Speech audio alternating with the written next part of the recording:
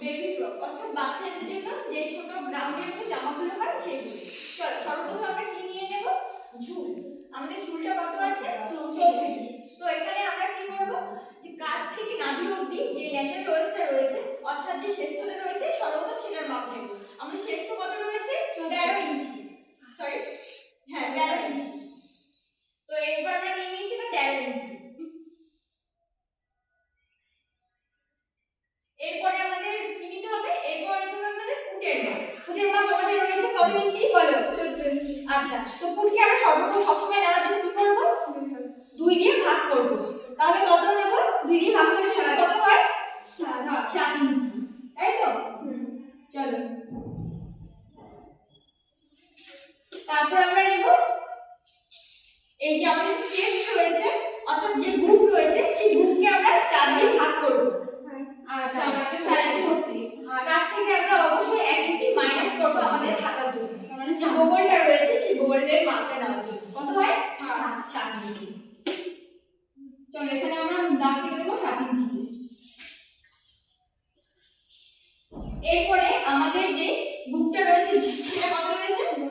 এটাকে 4 দিয়ে ভাগ করো।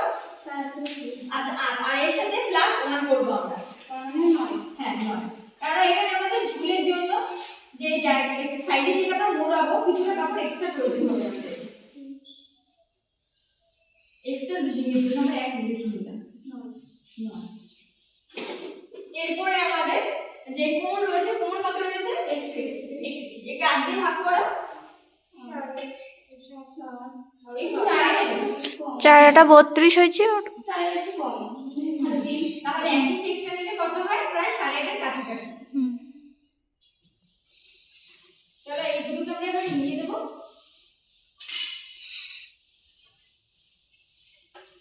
এরপরে কি করব আমরা? হাতার যে কাটিংটা রয়েছে এই যে শেপটা আনমোলে, সেই আনমোলে শেপটা দেব। তার জন্য কি করতে হবে আমাদের? এই যে এখান থেকে এখানে যে দৈর্ঘ্যটা রয়েছে সেই দৈর্ঘ্যটাকে অর্ধেক করব, 2 দিয়ে ভাগ করব। দেখো কত আছে একবার আমরা দেখে নিই। 7 আছে। 7 কে অর্ধেক করলে কত হয়? 3.5। এই 3.5 একটা মার্ক করে নেব। আর এইখানে যে আনমোলের এই কোণাটা রয়েছে এখান থেকে কি করব আমরা? 1 ইঞ্চি কোণাকুণি দাগ কেটে নেব।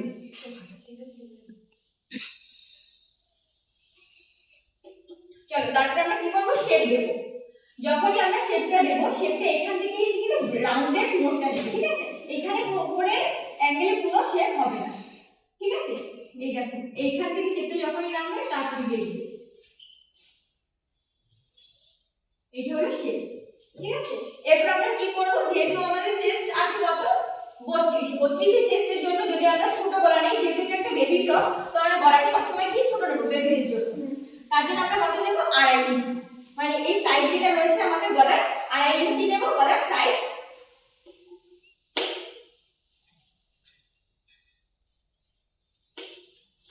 আর গলার যে দৈর্ঘ্য রয়েছে মানে লেন্থটা রয়েছে নিচের দিক সেটা নেব 3 ইঞ্চি। যেহেতু একটা বেবি ফ্রক এটা খুব বড় গলা হবে না বাচ্চাদের। চলো তারপর এটা আমরা একটা বক্স তৈরি করে নেব।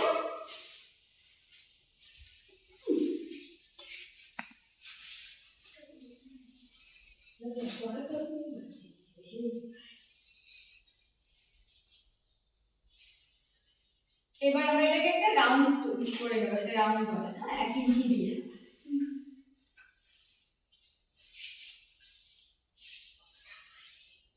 এরপরে যদি তোমরা আঙুলের সামনের দিকে শেপ দিতে চাও তাহলে এখানে একটা 1/2 ইঞ্চি এখানে নিয়ে একটা শেপ দিয়ে দিতে পারো,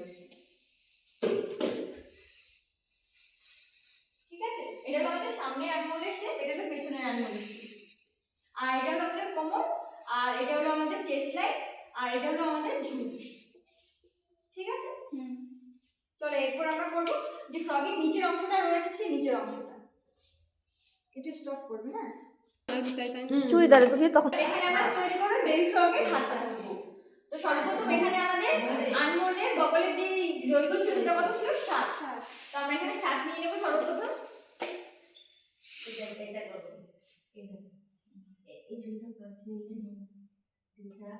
এই 7 ইঞ্চি নিয়ে নিলাম। আমাদের দৈর্ঘ্য কত রয়েছে হাতার? 5 ইঞ্চি। তো এখানে আমরা নিয়ে নেব 5 ইঞ্চি।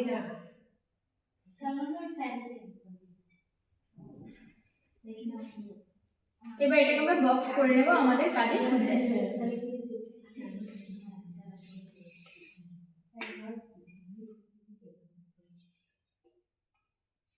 এবার কি করব আমরা এই কোণা থেকে এই কোণায় মাপ দেওয়ার আগে সর্বপ্রথম কি করব আমরা এই আর্মহোলের শেপের জন্য একটা ডাউন করতে হবে। আমরা সেই ডাউনটা করব মোটামুটি 2.5 থেকে 3 ইঞ্চির মধ্যে। তো আমরা এই ক্ষেত্রে যেহেতু বডি আছে আমাদের 32, সেক্ষেত্রে আমরা 3 ইঞ্চি ডাউন করব।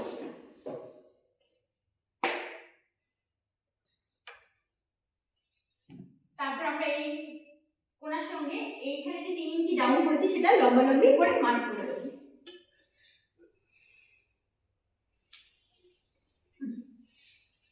এরপর আমাদের যে মাপটা রয়েছে সেটাকে হাফ করব বরাবর। এখানে রয়েছে প্রায় 7.5 ইঞ্চি, আমরা 3.5 ইঞ্চি থেকে কিছুটা বেশি নিয়ে নিচ্ছি। এরপরে এই দুটো অংশকেও কেটে দেব হাফ হাফ করে। এই জায়গাটা হাতে হচ্ছে। এরপর আমরা এখানে শেপ দেব।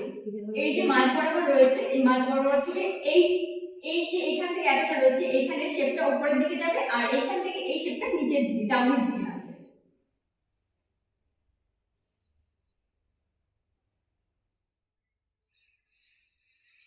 এবার আমাদের হাতার যে মুহুরি রয়েছে কত রয়েছে 12, 12 অর্থাৎ অর্ধেক করলে হয় 6।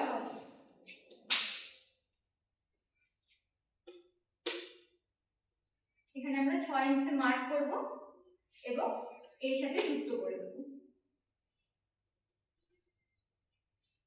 এরপরে আমরা হাতাটা যেহেতু মোড়ানো হবে তার জন্য 1 ইঞ্চি এক্সট্রা নিয়ে নেব হাতা মোড়ানোর জন্য আমাদের কাজের সুবিধার্থে।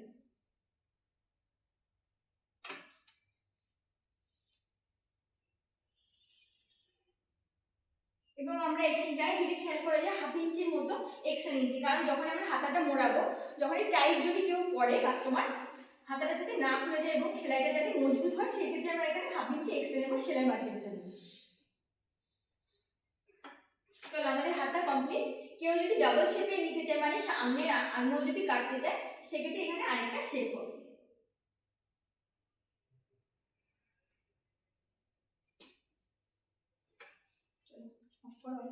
স্টার্ট। এটা হলো হাতার লেন্থ, এটা হলো হাতার যে মুহুরি রয়েছে সেই মুহুরিটা, আর এটা হলো যে আমাদের আর্মহোলটা রয়েছে বা বগলটা রয়েছে সেই বগলের এই শেপটা, বুঝতে পেরেছো? আর এই যে 1 ইঞ্চি রয়েছে এই 1 ইঞ্চি এক্সট্রাটা হলো আমাদের যেই সেলাই মার্জিনের জন্য এই এক্সট্রাটা, বুঝতে পেরেছো?